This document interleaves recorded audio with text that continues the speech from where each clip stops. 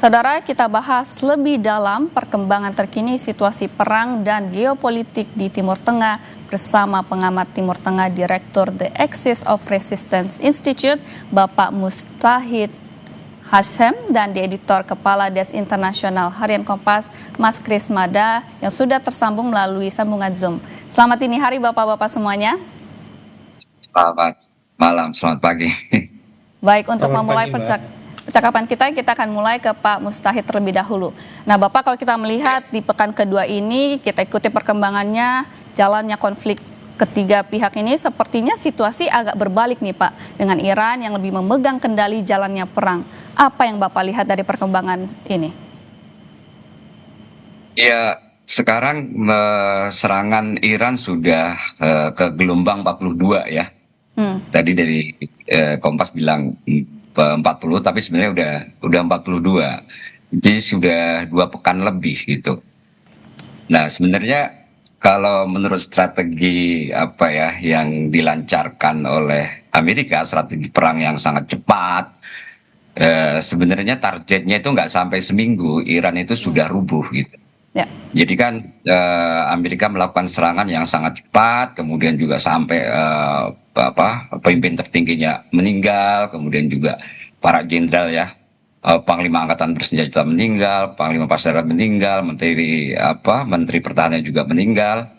Ini sebenarnya apa yang diharapkan oleh Amerika itu adalah keruntuhan dari Republik Islam itu sendiri, dengan menciptakan perang yang dan kekacauan, termasuk juga kengerian yang terjadi di Iran. Karena Amerika telah menyerang lebih dari 60 sekolah ya.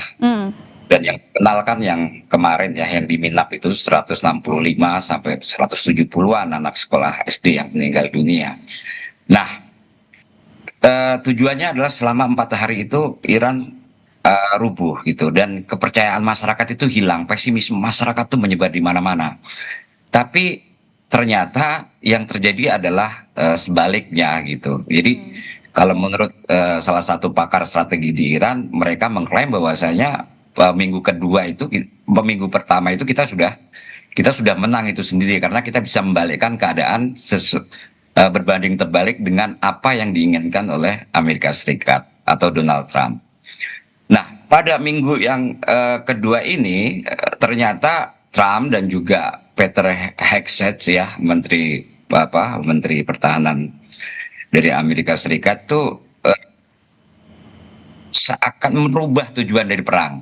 Karena Trump juga sudah mengakui kemenangannya karena berhasil menghancurkan ribuan titik yang ada di Iran. Kemudian juga angkatan lautnya Iran sudah hancur, kemudian angkatan udaranya sudah hancur, pemimpinnya juga sudah hancur. Memang ada pemimpin yang baru, tapi Trump bilang itu tidak seperti pemimpin yang sebelumnya, seperti itu. Tapi jadi saya melihat ada perubahan tujuan objektif dari perang yang dilancarkan oleh Trump itu pada awal sebelum perang dan kemudian juga pada minggu kedua. Sepertinya tone ini nada narasi ini memang diharapkan oleh Trump untuk bagaimana Amerika ini bisa keluar dari perang ini gitu. Karena sebelumnya kan Trump ini dikritik oleh oposisi ya, terutama dari Partai Demokrat, bahwa perang yang dilancarkan oleh Trump ini perang berkepanjangan, tiada akhir dan juga tiada tujuan kan gitu. Nah, terakhir kan Peter Hegseth, kemudian juga Pete Hegseth ya, Menteri Luar Negerinya, dan juga Trump, enggak, kita tidak menjalankan perang yang tidak ada akhir, dan kita tidak menjalankan perang yang tidak ada tujuannya. Bahwa kita sudah menghancurkan angkatan laut Iran, kemudian juga misailnya, kemudian juga angkatan udaranya. Itu dianggap sebagai sebuah kemenangan oleh Trump. Tapi di sisi lain, Iran juga mengklaim bahwasanya mereka berhasil membalikkan keadaan karena tidak sesuai dengan tujuan pertama Trump melancarkan perang terhadap Iran. Seperti itu, Mbak. Baik, berarti yang Anda lihat ini tidak sesuai dengan harapan Trump, Amerika Serikat, bahwa kalau kita melihat di internet gitu Pak ya, sedikit nyeleneh, netizen menyatakan, oh ini Trump menggantikan Khamenei dengan Khamenei. Apakah Anda juga melihat pandangan seperti itu Pak? Iya, sepertinya seperti itu ya.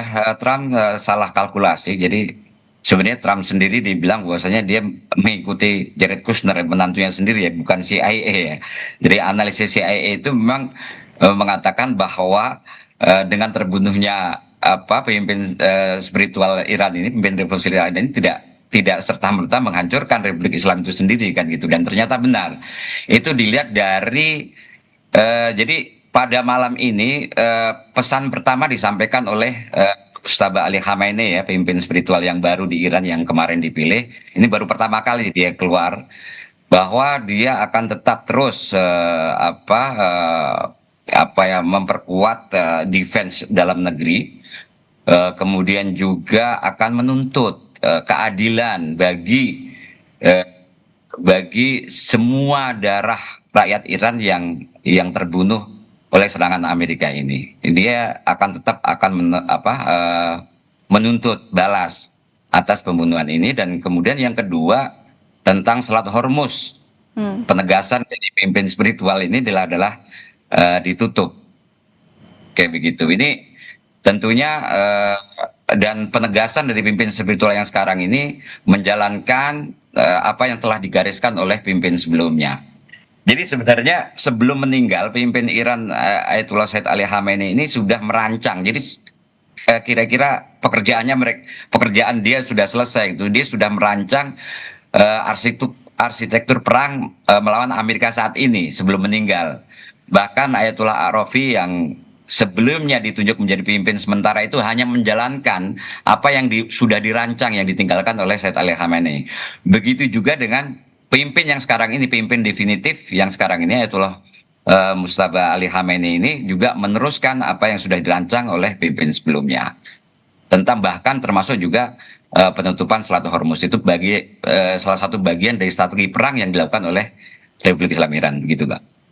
Baik, saya mau bertanya nih ke Mas Kris. Mas, Tel Aviv dikabarkan babak belur dihajar gelombang rudal Iran. Sebetulnya Anda melihatnya bagaimana strategi Iran menembus pertahanan Israel? Selamat malam Mbak, terima kasih. Yang pertama, jadi Iran itu kan memulai dengan menyerang berbagai radar Amerika Serikat di kawasan yang paling spektakuler kan ada yang di Dubai, radar berharga 1,1 miliar dolar itu hancur, juga ada beberapa radar lain. Dalam perang sekarang ini radar adalah mata dan telinga. Kalau mata dan telinga sudah ditutup, tidak berfungsi, maka kesulitan menangkap apa yang terjadi gitu. Orang sampai sekarang kan gambar dari Israel itu sangat terbatas, seperti juga waktu perang 12 hari, gambar dari Israel sangat terbatas. Tetapi ada pengakuan menarik dari IDF, pasukan Israel, yang menyebutkan bahwa Iron Dome, senjata laser mereka yang baru itu untuk menjatuhkan penggantinya Iron Dome itu belum bisa berfungsi. Sementara Iron Dome itu kan sebenarnya pertahanan jarak pendek, bukan jarak jauh seperti THAAD atau Patriot. Itulah yang mengakibatkan mereka tidak bisa menjatuhkan banyak rudal Iran. Itu yang pertama. Jadi sistem pertahanan mereka sendiri sudah tidak tahu apa yang mau ditangkap karena sudah lumpuh. THAAD dan Patriot itu tidak beroperasi di Israel saja. THAAD dan Patriot itu beroperasi mulai dari Jordania sampai ke Bahrain. Itulah mengapa seperti disampaikan oleh Mujtaba Khamenei dalam pesan pertamanya itu adalah negara-negara di kawasan itu harus memperjelas sikap mereka, apakah mereka mau menutup pangkalan di sana, pangkalan Amerika maksudnya, atau membiarkan itu beroperasi. Beberapa hari lalu kan Komando Tengah Amerika mengungkap video ada HIMARS yang beroperasi dari Bahrain, yang mengakibatkan Bahrain bersama Uni Emirat Arab menjadi sasaran. Nah, dari Bahrain sampai Jordania, rudal dan pesawat nirawak Iran yang tujuan ke Israel itu dicegat. Jadi tidak semata Israel saja yang mencegat. Nanti begitu sudah bisa masih ada masuk Israel, barulah Iron Dome bekerja. Tapi menembak rudal Iran dengan Iron Dome itu seperti menggunakan ketapel untuk menembak rudal, jadi kurang pas. Itu yang mengakibatkan banyak kerusakan yang diduga terjadi di Tel Aviv, Haifa, dan berbagai kota lain di Israel. Baik, tentu ini masih di awal Mas, tapi bagaimana Anda melihat sepertinya kepemimpinan di bawah Mujtaba Khamenei? Kita tahu bahwa tidak hanya kehilangan sang ayah, tapi juga kehilangan keluarga lainnya seperti istri dan anak. Apakah Anda melihat dia sebagai sosok yang lebih muda akan memimpin Iran seperti nothing tulus, Mas? Di warganet itu kan berurau, Amerika dan Israel itu sekarang alih-alih menyelesaikan Khamenei, ternyata malah mendapat Khamenei from Max. Karena ini orang yang kehilangan keluarganya, dan juga di masa mudanya dia bertugas di Garda Revolusi, dan ini yang membuat dia mendapat dukungan dari Garda Revolusi dalam perang dimanapun. Dukungan tentara adalah yang terpenting, walaupun pemilihan Mujtaba ini tidak sesuai dengan wasiat tertulis dari Ali Khamenei yang secara jelas menyatakan tidak boleh ada dinasti baru di Iran. Tetapi dengan penunjukan Mujtaba jelas kan terjadi dinasti. Dia masih muda, tetapi didukung oleh Garda Revolusi dalam situasi sekarang adalah hal yang paling penting, Mbak. Baik, saya beralih ke Pak Mustaqil. Bapak, dikabarkan Trump membuka opsi dialog yang sudah sebetulnya ditolak oleh Iran sebetulnya gitu. Nah, tapi malah serangannya semakin meningkat nih dari Iran. Bagaimana kira-kira Anda melihat perkembangan situasi ke depan? Ya, kalau misal upaya backdoor diplomasi ya itu pasti dilakukan ya. Pakistan, kemudian juga Rusia. Ya. Mungkin juga Indonesia bagian dari itu ya. Yang upaya dari pemerintah Indonesia mencoba untuk menjembatani itu upaya itu. Tapi saya melihat memang ada sedikit nih dari Presiden Pezeshkian itu di tweetnya itu dia ada 3 syarat ya untuk untuk mungkin ceasefire ya.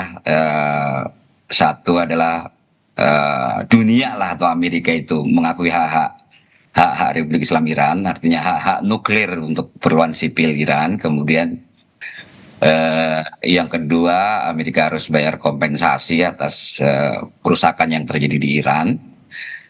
Kemudian yang ketiga,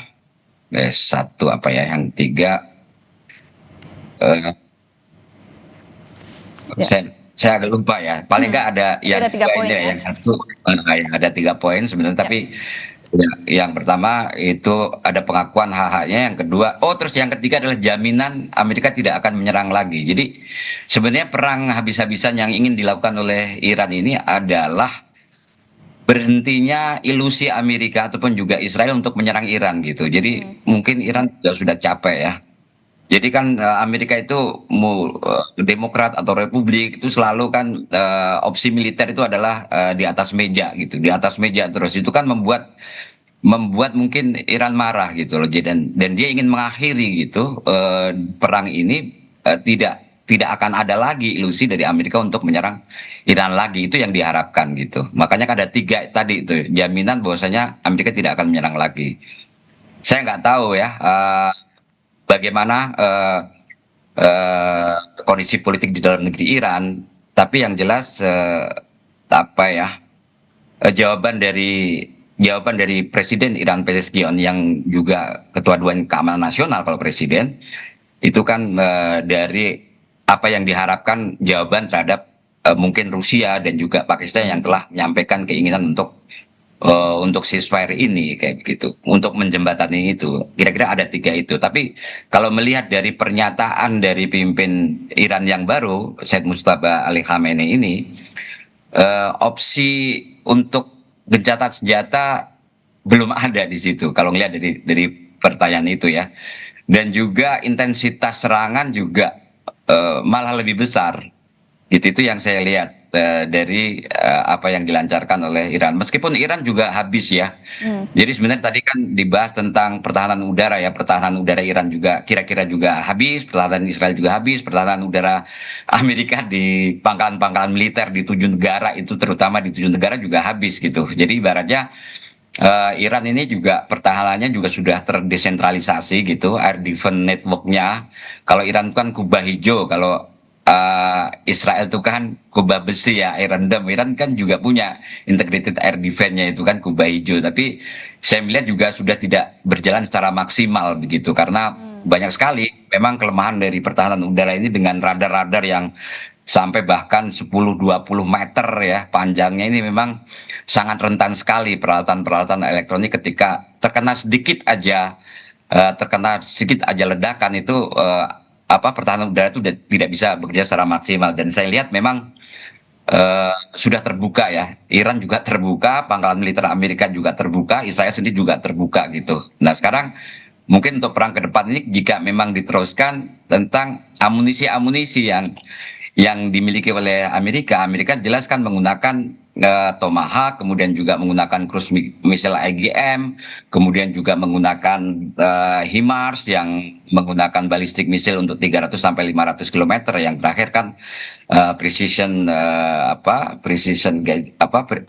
PRSM ya, yang 500 kilo itu yang digunakan untuk menyerang garis pantainya Iran. Jadi pelabuhan-pelabuhan pangkalan militer Angkatan Laut Irannya juga habis diserang dari wilayah Teluk Persia itu, dari wilayah seberang lah kan gitu, dari Bahrain, Kuwait, dan juga dari wilayah Uni Emirat Arab ya. Begitu juga hampir semua pangkalan militer Amerika di Armada 5, kemudian juga pangkalannya yang ada di Kuwait ya, beberapa pangkalan, bukan hanya 1-2 pangkalan, 3-4 pangkalan ya di Qatar, kemudian juga di Emirat, itu hampir semuanya juga diledakkan oleh misil-misil coastal defense missile dari Angkatan Laut Iran gitu.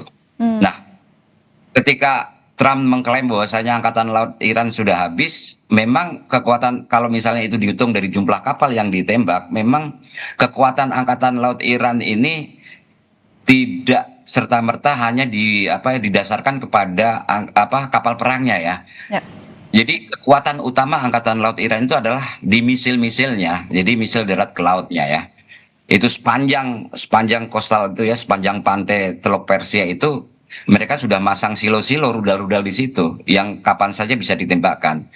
Sampai mereka mempunyai rudal balistik anti kapal dan juga cruise missile anti kapal yang jaraknya bisa lebih dari 1000 km. Ini yang sebenarnya kekuatan utamanya, bukan di kapal-kapal yang banyak dihancurkan oleh Amerika ya di pangkalan-pangkalan sepanjang Teluk Persia di situ.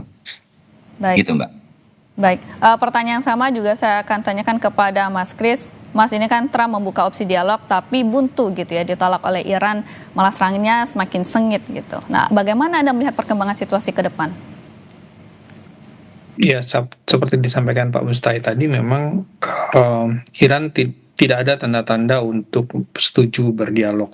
Barusan juga Sekretaris Dewan Keamanan Iran, Pak Ari Larijani, menyatakan memulai perang itu selalu mudah, tapi mengakhirinya tidak akan pernah mudah. Nah, Amerika dan Israel itu jadi juga tidak benar-benar tahu sebenarnya berapa sih kekuatan Iran ini. Seperti misalnya soal pernyataan berapa sisa peluncur rudal Iran. Waktu perang 12 hari Juni lalu, Israel mengatakan 75% peluncur rudal itu sudah habis. Lalu di pertengahan perang ini mereka menyatakan lebih dari sepertiga sudah habis. Tapi ternyata masih ada ratusan peluncur lagi gitu. Jadi sebenarnya ini antara Iran punya banyak peluncur atau Israel dan Amerika tidak benar-benar tahu berapa banyak peluncur rudal yang dimiliki oleh Iran. Demikian juga Iran itu kan adalah pemilik cadangan rudal terbesar di Timur Tengah. Mereka memproduksi sendiri dan juga memberikannya kepada sebagian kelompok perlawanan lain di Timur Tengah. Selain ke Houthi di Yaman, juga ada di Lebanon. Taksiran terakhir itu di Lebanon ada 1000 rudal Iran yang siap ditembakkan ke Israel, dan Iran sendiri punya lebih banyak lagi gitu, sehingga ini tidak diketahui sampai kapan akan berakhir. Dan di serangan-serangan terbaru Iran, mereka menggunakan, menurut Israel adalah serangan menggunakan bom curah, cluster bom, yang sudah dilarang oleh konvensi tetapi Israel bukan salah satu pihak yang setuju melarang cluster bom. Israel juga memakai cluster bom di Gaza, bahkan di Lebanon gitu. Nah, cluster bom ini yang seperti pernah saya lihat di Ukraina, dia meluncur satu, tapi nanti lalu di atas dia akan memecah lagi dan jatuh ke banyak sasaran. Tetapi menurut Iran, Iran tidak memakai cluster bom. Iran memakai rudal dengan uh, hulu ledak ganda. Jadi satu rudal dia mengangkut berbagai hulu ledak. Ini ya yang menyebabkan juga menyulitkan untuk dicegat. Induknya dicegat, tetapi kepalanya bisa kemana-mana dan kepalanya itu punya sasaran mandiri masing-masing. Iran diduga kuat dibantu Amerika, Cina dan Rusia membidik sasarannya. Rusia membagikan koordinat, sementara Cina menyediakan layanan satelit untuk menjadi pemandu rudal dan pemandu pesawat nirawak. Ada taksiran baru dari diaspora Iran yang bekerja di Inggris, Esfandiar Batmanhelic, dia menyebut bahwa selama ini kan drone Shahid itu ditaksir harganya sampai $50.000. Taksiran Esfandiar itu hanya $7.000, jauh lebih murah dari taksiran banyak orang. Ini sampai dia menyebut lebih mahal sepeda motor dan mobil daripada untuk membuat drone ini. Dan drone ini kapasitas produksinya bisa sampai ribuan unit per bulan dan ada banyak pusat produksinya. Sehingga sampai Menteri Pertahanan dan Panglima Komando Tengah Amerika Serikat mengakui bahwa drone Iran ini tidak bisa kita atasi. Dan Israel juga menyatakan kita kesulitan mengatasi drone ini. Inilah yang mengakibatkan teriris habis-habisan bahwa Amerika Serikat dan Israel secara di atas kertas menjadi kekuatan militer yang utama di kawasan, itu betul. Tetapi ini perang yang model baru yang seperti diterapkan juga di Ukraina. Patriot itu mahal sekali, satu rudalnya bisa sampai $5 juta. Dengan drone yang harganya 7.000 ya tidak sebanding. Sementara untuk dengan satu alat serang biasanya secara teoretis dibutuhkan paling tidak 2 pencegat. Dan kalau untuk mencegat satu alat serang $7.000 dan 2 pencegat berarti membutuhkan paling enggak antara 150.000 kalau dia menggunakan rudal Hellfire, atau sampai 10 juta kalau dia menggunakan Patriot, dan lebih mahal lagi kalau dia menggunakan THAAD. Jadi tidak seimbang, matematikanya tidak cocok. Kemarin itu baru disiarkan dalam 6 hari perang Amerika sudah menghabiskan $11 miliar untuk operasi di Iran. Dan sampai kapan ini akan sustain? Sementara kan harga minyak semakin tinggi, sebentar lagi mau pemilu. Orang itu kalau di mana-mana kalau pemilu dan harga-harga naik, ya partai berkuasa akan kalah. Dan ini juga yang mengakibatkan Republikan mulai gelisah. Maunya perang akan segera diakhiri, tetapi Iran tidak ada tanda-tanda mau mengakhiri karena mereka tidak mau. Sudah 2 kali di tengah perundingan Iran diserang oleh Amerika dan Israel. Apapun alasannya, Iran tidak mau ini diulangi lagi. Iran tidak mau gencatan senjata, maunya penghentian perang. Demikian, Mbak. Baik Mas Kris, menarik sekali yang saya tangkap tadi, berarti Iran sebagai salah satu negara yang memproduksi rudal terbesar gitu ya di Timur Tengah, ini yang membuat juga Amerika Serikat dan Israel kewalahan untuk menghentikan perang ini sendiri. Kita akan masih membahasnya usai jeda, saudara, jangan kemana-mana, tetap bersama kami di Breaking News Kompas TV. Nah, kita melanjutkan lagi percakapan yang tadi, Mas Kris. Tadi kita membahas terkait dengan juga jebakan finansial. Ini kita jika membandingkan drone murahnya Iran, yaitu drone Shahid 136, jika dibandingkan dengan punyanya Amerika seperti Tomahawk ini, sebetulnya seperti apa, Mas? Matematikanya memang tidak berpihak kepada Amerika dan Israel. Karena jelas drone lebih murah daripada rudal, dan kalaupun Iran menggunakan rudal itu juga tetap lebih murah daripada yang dipakai oleh Amerika dan Israel. Rudal termurah yang dipakai Amerika itu adalah Hellfire yang ditembakkan dari pesawat MQ Reaper yang beberapa kali dipakai untuk mencegat rudal. Tetapi tidak selalu memakai Hellfire itu. Ada juga rudal yang dibuatan Korea, ya, Changgun ditembakkan oleh Changgun 2. Itu harganya sekitar 500 ribu dolar per unitnya. Nah, tetapi stoknya juga tidak banyak. Yang banyak itu adalah Patriot juga dan rudal-rudal lain gitu. Nah, mencegat benda berharga yang taksiran terbaru $7.000 dengan rudal $150.000 bahkan sampai $5 juta, jelas sebuah kekalahan secara matematis bagi Israel dan Amerika gitu. Makanya perang ini disebut kemenangan itu bukan dihitung dari seberapa banyak pasukan yang dihancurkan, tetapi ini juga persoalan daya tahan. Dan untuk bertahan dengan situasi seperti ini juga tidak berat itu.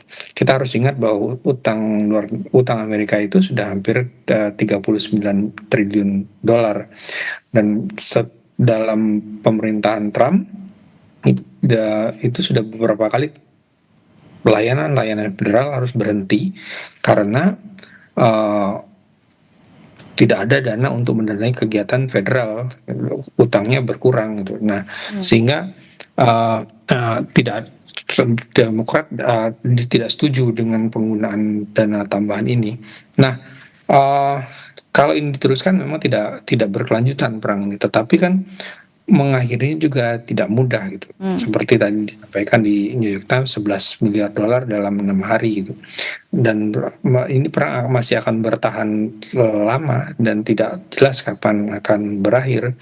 Operasinya juga dan itu baru hanya perang saja, belum lagi akibat ekonominya dengan harga minyak yang akan terus naik, dengan harga pupuk yang akan naik.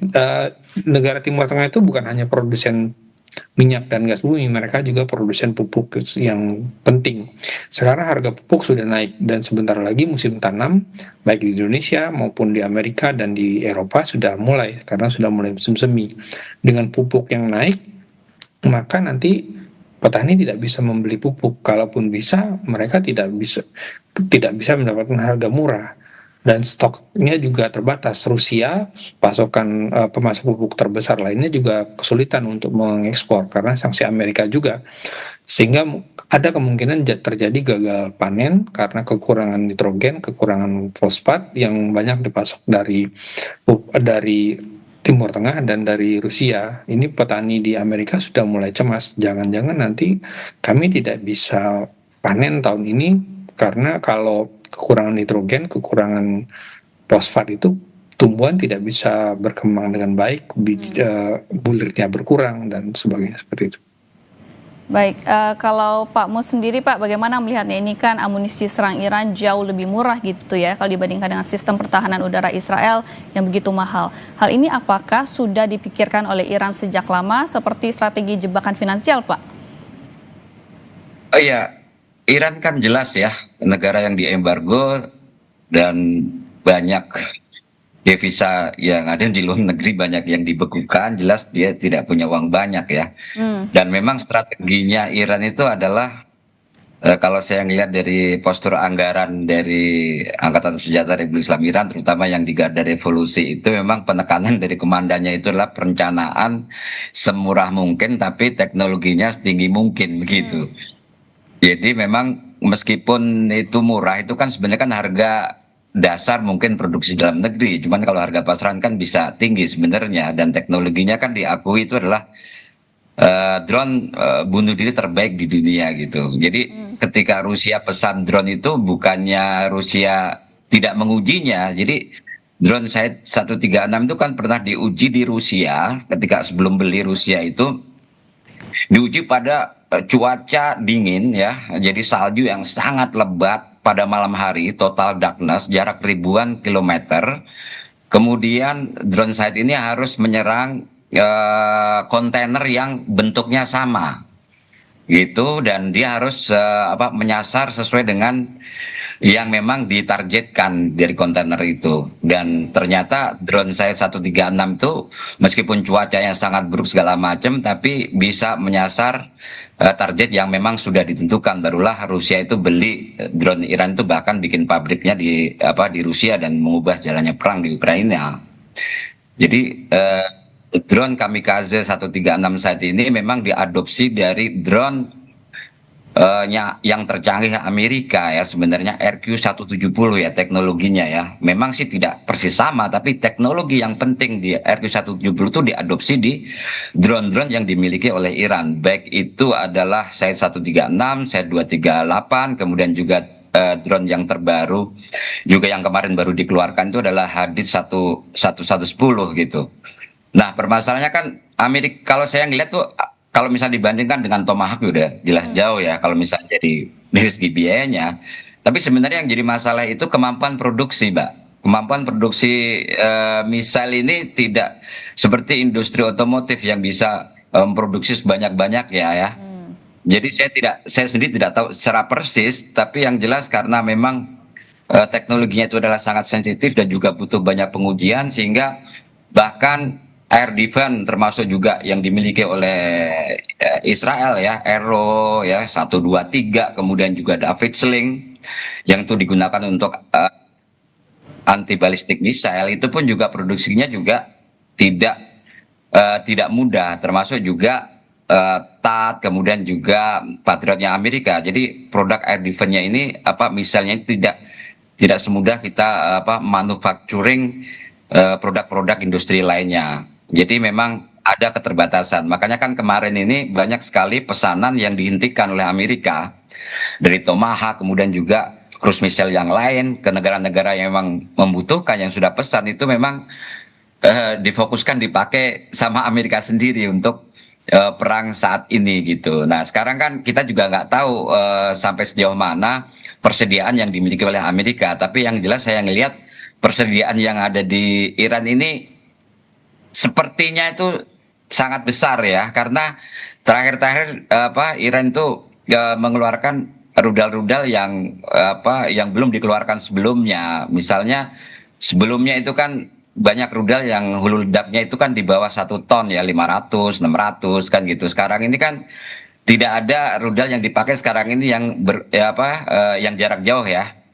Yang ke Israel ini tidak ada yang kurang dari 1 ton. Khurram-Shahar 4, kemudian juga Khaibar Sekan, kemudian juga Fatah, kemudian juga Emad.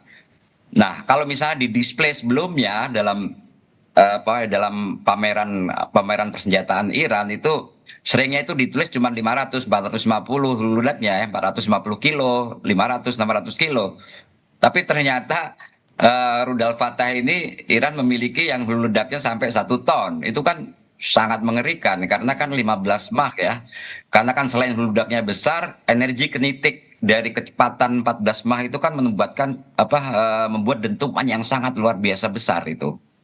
Ya. Jadi kalau misalnya kemarin Tomahawk aja itu misalnya sampai jarak 500 meter ataupun juga 1 kilo aja getarannya tuh bisa terasa, apalagi rudalnya Iran ini ballistic missile Fatah ini yang sampai 1 ton dan kecepatannya 15 Mach. Nah ada juga rudal yang Khurram-Shahar 4 ini yang ledaknya sampai 80, itu jenis MIRV, jadi multiple independently targeted re-entry vehicle ya. Jadi 80 hulu ledak ini bisa disetting untuk 80 objek yang berbeda. Untuk Khurram-Shahar 4 ini juga menurut saya salah satu jenis rudal MIRV yang mungkin terbaik di dunia ya, karena yang ada sekarang ini kan MIRV itu akan digunakan oleh Amerika, Cina dan juga Rusia itu kan untuk intercontinental ballistic missile yang umumnya itu hulu ledaknya 2 ataupun juga 4 ya Mbak ya, tapi itu nuklir semua gitu. Tapi ini kan Iran itu dipakai untuk senjata konvensional, ini juga menurut saya pencapaian teknologi yang mungkin juga mengagetkan Amerika itu sendiri, termasuk juga rudal hypersonic ini sebenarnya sih yang sangat dikhawatirkan oleh analisis dari National Security Agency Amerika sendiri itu yang sangat wanti-wanti lah terhadap kekuatan rudal Iran ini gitu, dan berharap Trump ini ibaratnya kalau menyerang jangan sekarang dulu gitu. Tapi kan kita ngelihat kan Netanyahu itu kan ingin cepat sekali menyelesaikan urusan Iran ini sekarang ini gitu. Itulah yang membuat bahkan sampai sekarang nasib Netanyahu sendiri juga sudah 4 hari ini belum jelas ya apakah dia Terlihat Pak masih ya? hidup ini kan gitu. Baik. Iya. Berarti Iran ini walaupun produksi terbatas tapi semurah mungkin dan juga ini dengan teknologi setinggi secanggih mungkin gitu Pak ya. Nah untuk Iya pertanyaan itu. selanjutnya, ini sama-sama terkait dengan pos perang nih Pak.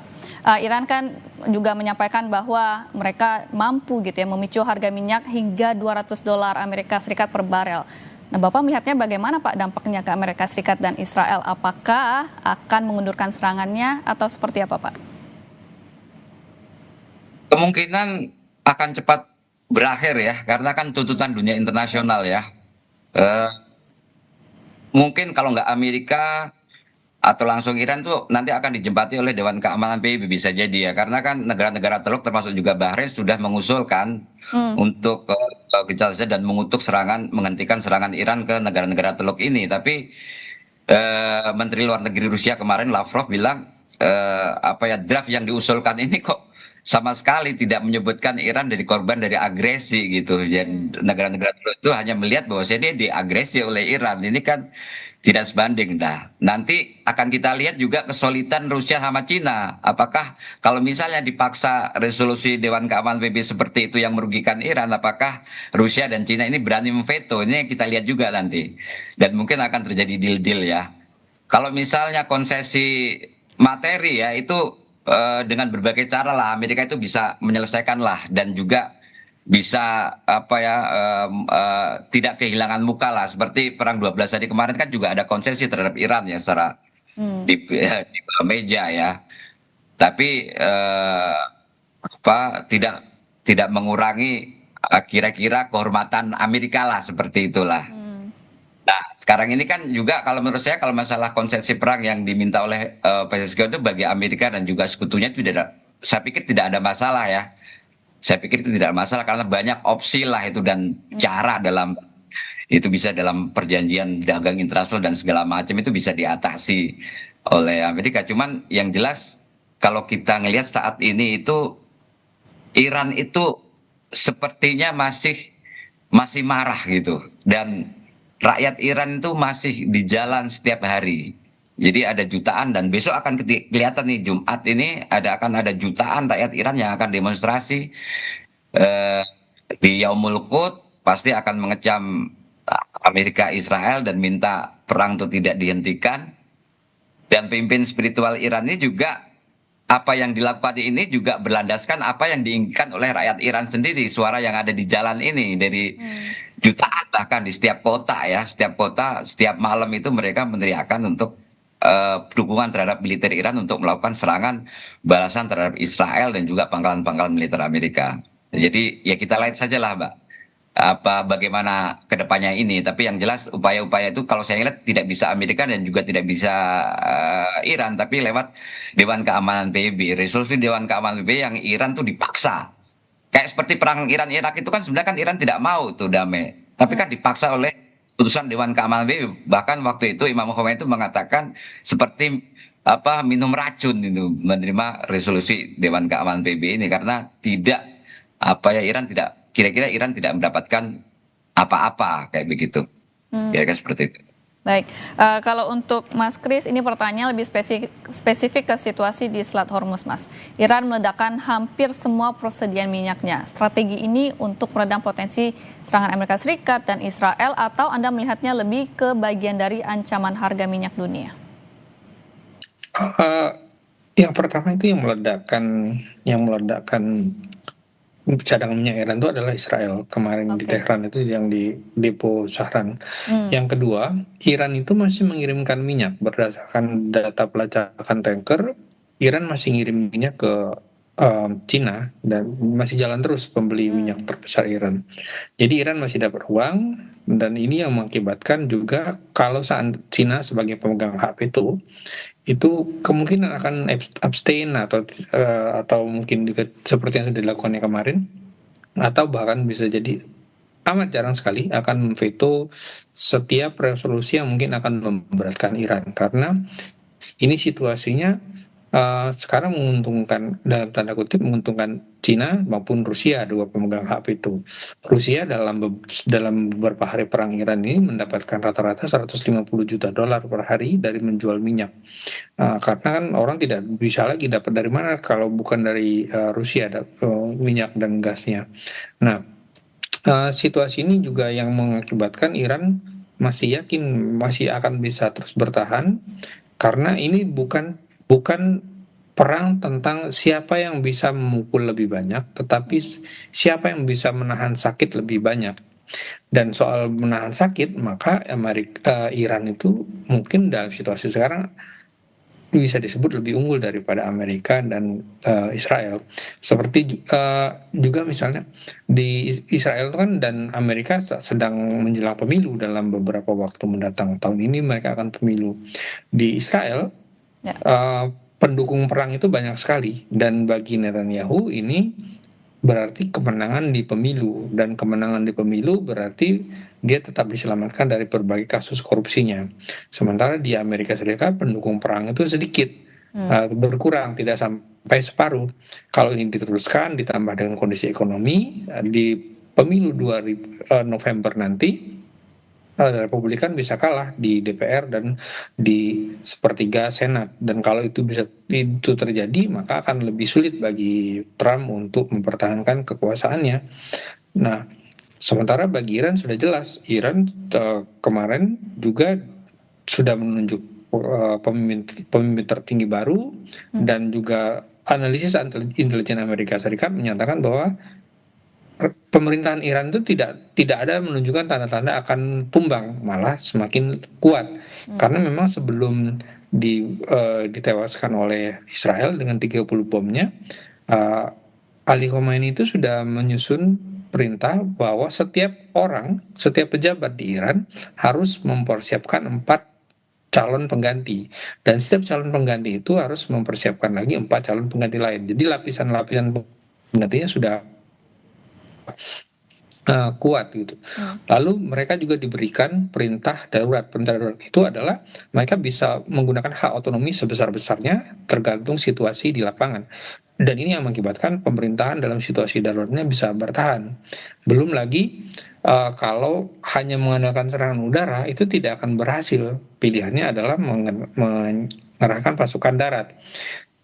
Masalahnya tidak ada dukungan di Amerika Serikat untuk pengerahan pasukan darat ke Iran. Itu akan lebih harus diingat bahwa Iran itu lebih unggul daripada Irak, daripada Afghanistan. Menghadapi Irak dan Afghanistan saja Amerika Serikat kewalahan.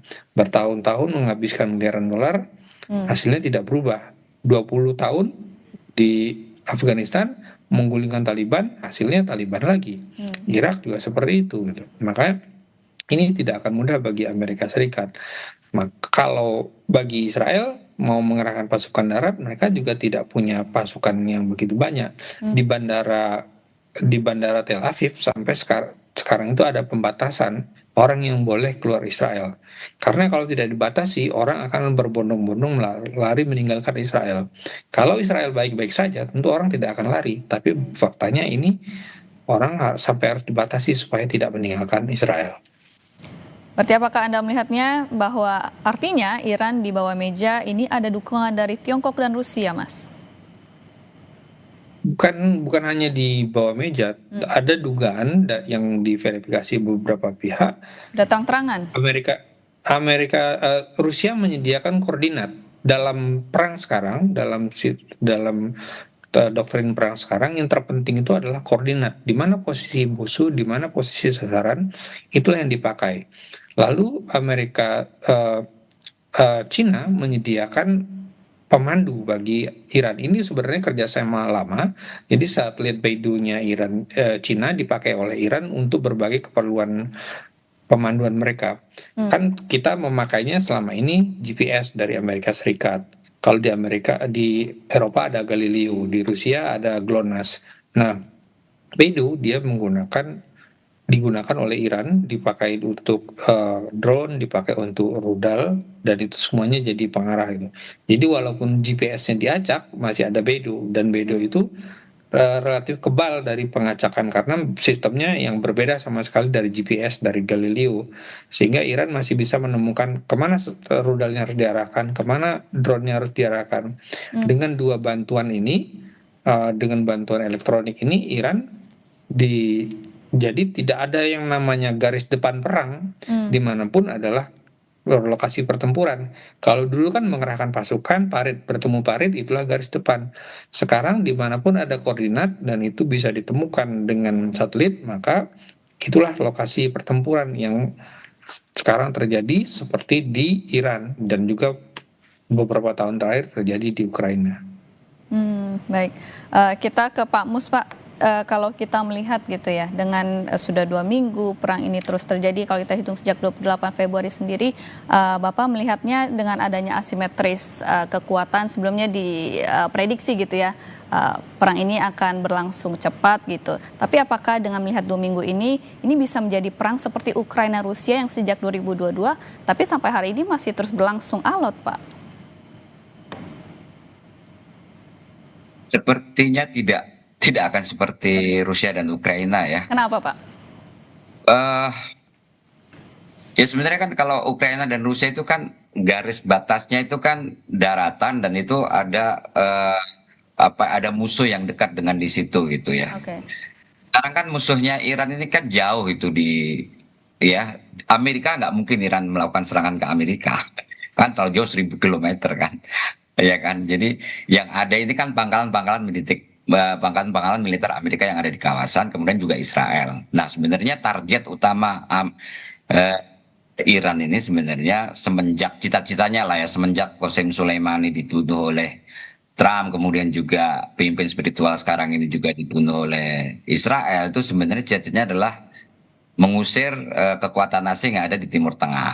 Jadi pangkalan-pangkalan militer Amerika ini dia keluar dari Timur Tengah itu adalah kemenangan terbesarnya. Dan kalau misalnya pangkalan-pangkalan militer Amerika ini sudah terusir dari Timur Tengah ini atau Asia Barat ini, salah satu tujuannya Iran adalah membantu rakyat Palestina untuk memerdekakan dari Israel ini akan segera terwujud karena ya pangkalan-pangkalan militer Amerika inilah yang menjaga eksistensi pemerintah negara Israel seperti itu.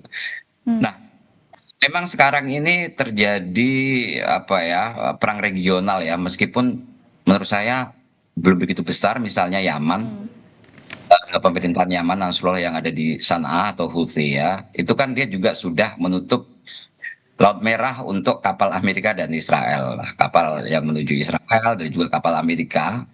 Nah, kalau misalnya nanti terlibat lagi Eropa ya akan ditutup juga untuk kapal-kapal Eropa kan di Babul Mandab atau di Laut Merah ini. Nah, Hizbullah juga melakukan perang di Lebanon Selatan. Saya dengar kemarin itu ada rilis bahwa Hizbullah sudah masuk di salah satu kota kecil di wilayah Israel pendudukan ya, Palestina pendudukan atau wilayah Israel ya. Jadi bukan di wilayah Lebanon lagi, tapi sudah masuk garis perbatasan dengan Israel atau Palestina pendudukan di satu kota, udah menguasai satu kota di situ. Dan saya belum lihat lagi perkembangannya sampai sejauh mana karena tidak begitu terekspos gitu. Terus mungkin yang kedua ini kita tunggu juga bagaimana perlawanan Palestina, apakah dia akan mengambil mestinya dia pengennya itu mengambil keuntungan dari perang yang sekarang ini gitu. Tapi apakah saat ini memungkinkan atau tidak, saya tidak tahu, akan kita lihat perkembangan ke depan itu seperti apa. Nah, kalau misalnya yang dimaksud dengan perang yang sangat panjang itu seperti Ukraina itu adalah Hezbollah di Lebanon Selatan, kemudian juga perlawanan Palestina yang ada di Gaza dan juga yang ada di tepi barat, itu bisa jadi akan lebih lama. Tapi kalau misalnya perang Iran yang meluncurkan rudal ke Israel secara langsung, saya pikir nggak akan seperti Ukraina dan juga Ukraina dan Rusia gitu. Lah kalau misalnya setiap hari seperti itu, Mbak, nggak sampai sebulan juga seluruh Israel itu bisa hancur dengan rudal-rudalnya Iran gitu, nggak sampai setahun lah kan gitu. Sebulan juga akan sangat parah gitu karena kan daya rusaknya yang sangat besar dari rudal-rudal yang diluncurkan dari Iran ini gitu. Tap- Tapi saya sih berharap sih akan apa ya, eh, akan segera berakhir lah ya. gitu. Jadi kan akan mendapatkan hak-haknya, tetapi juga mungkin Amerika juga tidak akan kehilangan muka yang besar gitu. Kira-kira seperti itu, dan itu pasti Hmm. udah bisa saya prediksi kan, yang Dewan Keamanan PBB yang akan berperan nanti. Gitu. Jadi tidak langsung negosiasi antara Iran dan Amerika lagi, tapi dijembatani oleh Dewan Keamanan PBB. Kalau Dewan Keamanan PBB, Iran masih bisa karena kan selama ini komunikasinya dengan Dewan Keamanan PBB, Mbak, Hmm. Iran itu gitu. Sebelum perang maupun juga sudah perang, apa di saat perang ini gitu. Berarti Anda membacanya ini tidak akan sepanjang seperti Rusia Ukraina, namun apakah juga dunia internasional ini yang juga harusnya menekan ketiga negara ini, Pak? Karena kan perang ini sejauh 2 minggu ini sangat costly gitu, Pak ya? Ya. Oh ya, jelas ya. Ini kan udah kelihatan lah ya, di Thailand, kemudian juga di Filipina, sampai Filipina aja baru berapa hari udah libur ya, tambah 1 hari liburnya. Ini kan menandakan bahwa efek dan eskalasi apa ya, efek domino dari ekonomi ini kan sangat besar juga. Saya pikir juga termasuk di Indonesia. Hmm. Dan mungkin Indonesia kan kemarin kan katanya kan ada kapal yang bisa lewat Selat Hormuz ya, berarti kan Indonesia bisa ngelobi Iran untuk apa, meloloskan kapalnya lewat di Selat Hormuz. Tapi yang jelas sekarang ini Iran, bagi negara-negara yang tidak bersahabat dengan Iran, terutama dari Amerika dan juga mungkin Eropa, yang dia ya seperti awalnya kan Inggris ya, kapalnya Inggris kan berusaha untuk melewati Selat Hormuz dan mereka tidak mengindahkan perintah dari eh, IRGC laut Iran ya, dan ditembak ya gitu. Nah sebenarnya Selat Hormuz ini kan dikuasai oleh Amerika ketika zamannya Shah, setelah revolusi ya dibagi dua lah kekuatannya kan gitu. Nah sekarang ini Iran itu ingin menegaskan dominasinya terhadap Teluk Persia yang sebelumnya Amerika, kemudian menurut saya Iran ingin menegaskan dominasinya kayak begitu di Teluk Persia dan juga di Selat Hormuz ini, sehingga dia mempunyai kekuatan untuk mengontrol apa ya, sedikit mengontrol lah perekonomian dunia, karena mungkin banyak negara mungkin bisa aja kesal dengan Iran gitu, tapi Iran juga bisa berargumentasi, selama ini saya diembargo, apa yang Anda lakukan kan gitu, bahkan kan hak-hak kami juga dihilangkan, apa yang Anda lakukan kan gitu. Jadi jadi Iran dia akan mengatakan apa yang saya lakukan ini karena dilakukan oleh Amerika, agresi Amerika dan Israel terhadap Iran, dan Iran akan terus menuntut permintaan maaf sebenarnya atas agresi yang dilakukan oleh Amerika dan Israel ini. Meskipun keinginan untuk Amerika dan juga Israel minta maaf ke Iran, saya pikir itu sangat sangat tidak mungkin gitu ya. Ya, berarti Gitu. dampak yang dirasakan tidak hanya di kawasan Timur Tengah saja, Pak ya, di Asia bahkan Asia Tenggara ini sudah terasa spillover, terutama dari segi ekonominya. Kita lanjutkan perbincangan kita, namun kali ini kita akan lebih fokus ke dampaknya ke Indonesia nih, Pak. Kita ke Pak Mus dulu. Kalau untuk beberapa negara tetangga kita, Pak, seperti Thailand dan juga Filipina itu kan sudah melakukan beberapa aturan gitu ya untuk mengurangi penggunaan BBM. Ini terkait dengan juga Selat Hormuz yang tidak diberikan akses kepada negara manapun kecuali Rusia dan China untuk lewat gitu. Nah, Anda melihatnya apakah Indonesia sebetulnya juga harus segera melakukan pengetatan serupa atau tidak juga, Pak? Eh, Kalau saya sendiri, kalau di Indonesia seperti apa mengambil kebijakan seperti di Filipina ya, saya pikir Hmm. akan terlalu jauh ya. Artinya apa? Artinya kan ketika konsumsi energi kita itu menurun kan, apa yang diharapkan dari pemerintahan Prabowo, pertumbuhan ekonomi akan naik ya paling nggak 6% ya. Bahkan sekarang kalau 5% pun juga udah susah. Apalagi kalau misalnya konsumsi energi diturunkan lagi gitu. Hmm. Jadi mungkin pemerintah Prabowo ini akan cari alternatif yang lain untuk menutup defisit yang diakibatkan oleh kenaikan harga minyak internasional gitu. Nah, masalah pasokannya sendiri kemarin kan Menteri apa Bahlil kan dia sudah bilang bahwa dalam perjanjian terakhir dengan Amerika Serikat itu perjanjian dagang Indonesia salah satu kan akan membeli energi dari Amerika ya, baik gas ataupun juga minyak. Jadi masalah pasokan itu sebenarnya nggak begitu dipermasalahan. Kalau misalnya Indonesia tidak bisa mendapatkan pasokan yang selama ini dari Timur Tengah, Indonesia bisa mengambil dari Amerika. Ya. Cuman kan permasalahannya kan dari mana anggaran itu kan dia dapatkan kan gitu. Saya tidak tahu apakah apa ya akan terjadi pengurangan lagi ya apakah terhadap APBN. Jadi kalau kemarin itu kan misalnya kan penghematan untuk MBG ya. Sekarang ini apakah akan dilakukan oleh penghematan lagi? Nah, kalau misalnya dilakukan penghematan lagi, tentu akan memperlambat jalannya ekonomi ya, memperlambat laju ekonomi di Indonesia ya.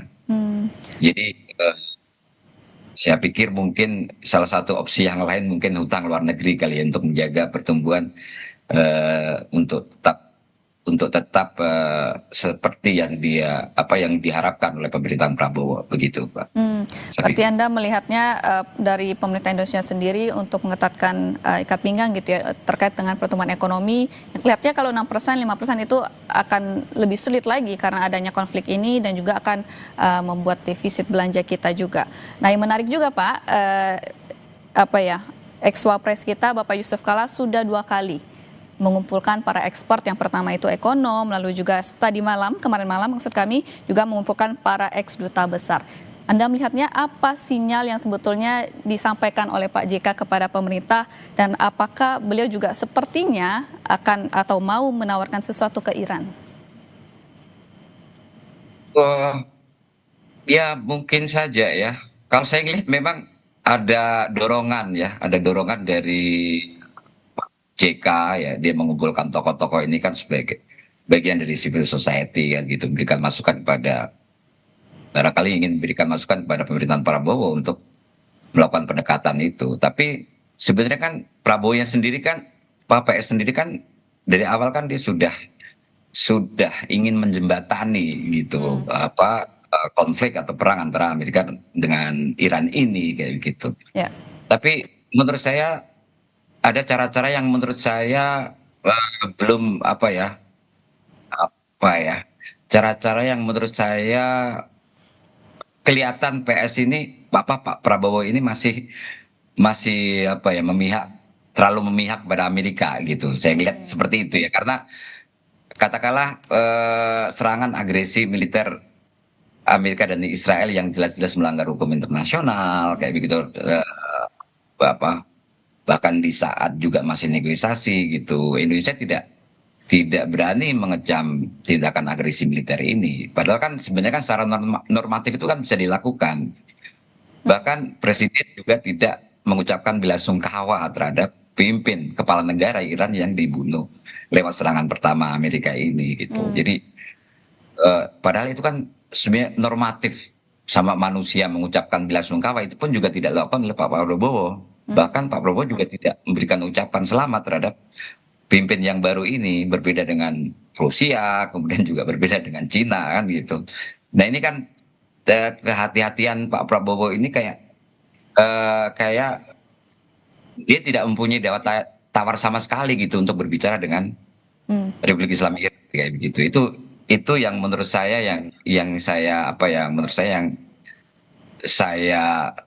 sayangkan kayak gitu.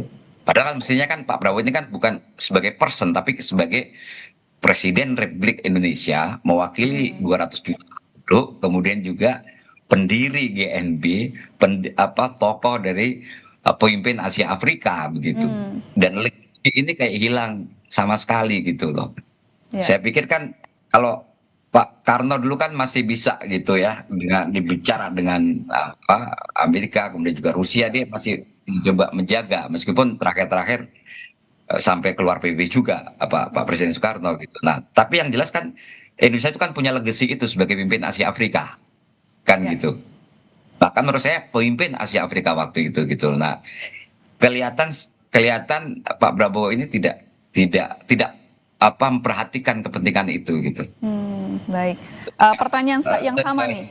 Baik, kami tangkap poinnya Pak Mus. Pertanyaan yang sama juga akan saya tanyakan kepada Mas Kris. Ini kan Pak JK mengumpulkan para expert gitu ya, dan setelahnya membuat konferensi pers. Sebetulnya apa yang Anda tangkap dari sinyal yang disampaikan Pak JK? Pak JK juga beberapa orang lain itu kan sebenarnya ingin pemerintah segera bertindak, karena komunikasi pemerintah soal perkembangan ini kan mungkin agak kurang ya. Mungkin karena pemerintah juga berhati-hati sekali Ya. pertimbangannya, karena ini situasinya itu bagi Indonesia itu sangat berat sekali. Kalau perang ini dalam 2 bulan ke depan tidak selesai, berarti ada hal yang sangat serius dampaknya, lebih serius dari dampak ekonomi. 200.000 orang Indonesia tidak bisa berangkat haji tahun ini. Karena haji mungkin akan dibatalkan kalau perang tidak selesai. Ini pemerintah kan sudah mempersiapkan skenario tidak berangkat haji atau berangkat haji dengan rute yang lebih jauh, dan itu berarti lebih mahal. Itu soal haji. Lalu soal ekonomi, setiap kenaikan harga minyak $1 per barel itu Indonesia defisitnya bertambah 6,8 triliun. Di APBN kita itu defisit harga minyak itu dipatok ke harganya $70 per barel. Sekarang saat kita berbicara ini harganya sudah $96 per barel. Artinya sudah ada selisih $26. Berarti sudah 120 triliun ini tambahan defisitnya ini kalau ini terus berlangsung itu. Itu bagi dampak ekonominya. Nah, hal lain adalah kita itu kan juga pengimpor serius LNG dan minyak dari Timur Tengah. Separuh dari kebutuhan LPG nasional itu dipasok dari Timur Tengah. Dan pemakai LPG ini adalah orang-orang yang berdagang, yang menyiapkan sahur, yang menyiapkan buka, yang kalau tidak ada terhenti kiriman LPG-nya, maka orang-orang ini akan memasak dari mana? Kan tidak mungkin pakai minyak tanah lagi yang sudah langka itu. Dan juga kita itu kan kebutuhan kita setiap hari itu 1,7 juta barel. Dari 1,7 itu kita cuma bisa memproduksi 860.000 sekian barel per hari. Sisanya harus impor. Dan impor itu hampir separuhnya datang dari Timur Tengah. Sementara sekarang kan posisinya terganggu kirimannya, tidak boleh keluar sedikit pun. Nah, apakah Indonesia bisa punya posisi tawar terhadap Amerika? Sayangnya terhadap Iran, sayangnya kita tidak sekuat itu.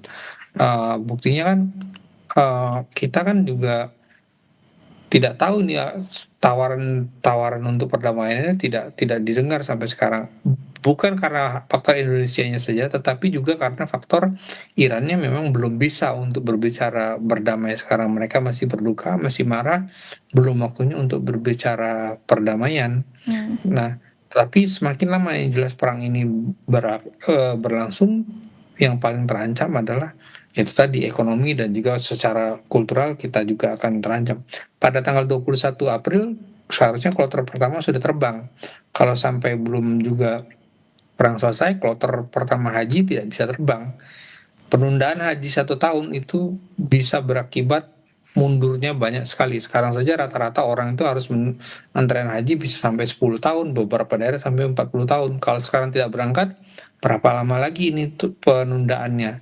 Jadi harapan setiap orang adalah ini perang segera berakhir, tetapi memang masing-masing pihak itu mengajukan tuntutan secara maksimal, bahkan bisa disebut tidak realistis untuk dicapai dalam proses perundingannya. Iran itu kan Presiden Pezeshkian itu meminta repatriasi, meminta ganti rugi atas serangan Iran, atas serangan ke Iran. Dan itu kan besar sekali, kilang minyak dan depo minyak yang di Sahran kemarin yang dihancurkan Israel itu sudah jutaan dolar gitu, belum lagi fasilitas-fasilitas lain. Verifikasi beberapa pihak menyebut hampir 19.000 bangunan di Iran itu hancur, bukan hanya bangunan militer tapi juga bangunan sipil, ada rumah, ada segala macamnya, dan itu semua harus, kalau menurut Iran, harus diganti rugi. Pak Kris, bagaimana Anda melihat apakah ada shifting gitu ya sikap dunia, mungkin ada perubahan di sana terhadap Amerika Serikat, karena bagaimanapun serangan Amerika ini yang membuat di tengah perundingan dengan Iran ini yang membuat ekonomi dunia ini terganggu. Perubahan sikap terhadap Amerika, iya. Bahkan media Israel itu Haaretz sudah mulai menulis bahwa sekarang masyarakat orang-orang di Timur Tengah itu sudah mulai mengemandang pangkalan Amerika itu bukan lagi jaminan keamanan, melainkan beban keamanan. Karena sekarang mereka kan pangkalan-pangkalan itu jadi sasaran Iran. Ya. Nah, rudal rudal dan drone Iran diarahkan ke pangkalan itu, waktu dicegat dia pecah dan menimpa berbagai orang di Dubai, di Bahrain dan sebagainya. Sehingga ini mereka sekarang sudah mulai berubah kan pandangannya. Kita memperhatikan sekarang ini posisi negara-negara Arab, terutama negara-negara Teluk itu kan statusnya defensif. Mereka tidak ikut menyerang walaupun ada senator Amerika Serikat Lindsey Graham menyatakan kenapa kalian tidak ikut menyerang Iran? Karena bagi masyarakat dan pemerintah di Timur Tengah itu kalau menyerang Iran itu posisinya dilematis. Kalau mereka menyerang Iran maka pemerintahnya itu akan dipandang oleh masyarakatnya sebagai pendukung Amerika dan Israel. Di Arab Saudi setidaknya anggapan mendukung Israel itu adalah hal yang sangat buruk sekali. Beberapa waktu lalu sebelum serangan Israel ke Iran itu sampai ada akademisi Saudi yang menyebut bahwa Uni Emirat Arab itu sebagai kuda Troyanya dan kaki tangannya Israel di Timur Tengah. Dan Uni Emirat Arab sampai marah sekali dengan tuduhan itu. Karena itu padahal Uni Emirat Arab itu salah satu yang paling serius menormalisasi dengan Israel. Yang terbaru kemarin Perdana Menteri Menteri Luar Negeri Oman, Badar Abdul Saidi kan mengumpulkan sejumlah jurnalis di Oman. Badar ini yang kemarin memfasilitasi pertemuan antara Iran dan Amerika.